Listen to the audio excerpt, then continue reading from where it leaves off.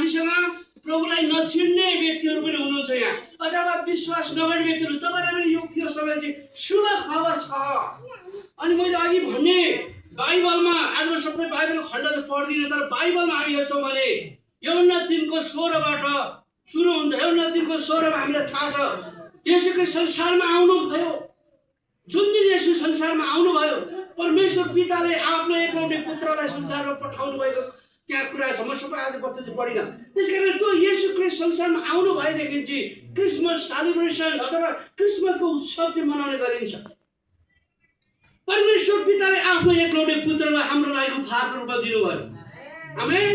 त्यो उपहारको रूपमा हामीलाई प्रभुले दिनुभएको येशू ख्रीष्टको जन्मको अवसरमा आज हामी यहाँ विशेष यो दिनमा भेला भएका छौँ। न आज शनिबारको सङ्गत हो, न आज कुनै कुरा हो, आज हामी एउटै कुराको लागि हामी भेला भएका छौँ। त्यो चाहिँ ख्रीष्टको जन्म उत्सव मनाउने। अथवा हजुर म बोल्दैछु, हजुर माफ गर्नु होला। अनि मैले भन्दै थिएँ कि येशूलाई परमप्रभुले परमेश्वर पिताले हाम्रो निम्ति पठाउनु भयो। अनि त्यही दिनदेखि चाहिँ के भयो? क्रिसमस सुरु भयो। अब येशू प्रभु येशूको स्वर्गबाट आउनु भएको तीनवटा सत्य र तथ्य कुराहरू आज म विशेष गरी तीनवटा कुराहरू बताउन चाहे तपाईँलाई।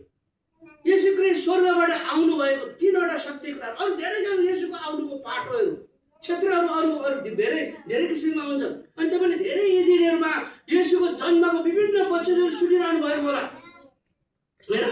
त्यस कारणले म तपाईँलाई तीनवटा क्षेत्र बताउँछु क्रिसमसको सत्य, तीनवटा अखाद्य तथ्यहरूमा आधारित, जसले येशू साँचो स्वर्गबाट आउनु भएको हो भन्ने कुराहरू हामीलाई त्यसले बताउँदछ।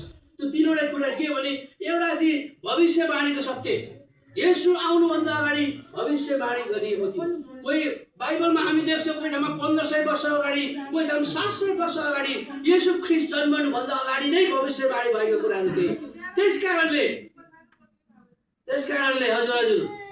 त्यसकारणले म तपाईँलाई भन्दैछु, पहिलो कुरा चाहिँ भविष्यवाणीको सत्य अथवा भविष्यवाणीको तथ्य कुराहरू पहिलो एउटा कुरा चाहिँ।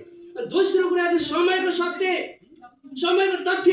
उहाँले जुन समयमा जन्मिनु भन्ने कुराहरू भविष्यवाणी गरेको थियो, ठिक त्यही समयमा उहाँ जन्मिनु भएको कुराहरू हामी पाउँछौँ। त्यसकारणले यसो इतिहासको सही निर्धारित समयमा जन्मनु भएको थियो, सही निर्धारित। उहाँलाई त्यो एक सेकेन्ड तलमाथि, एक दिन तलमाथि परेन। अनि तपाईँ र हाम्रो जन्मलाई यसो विचार गरौँ। हामी अब प्राय 9 महिना हाम्रो आमाले हामीलाई गर्भमा राखेर जन्माउनुहुन्छ। तर कोही नानीहरू 7 महिनामा जन्मिन्छन्, होइन?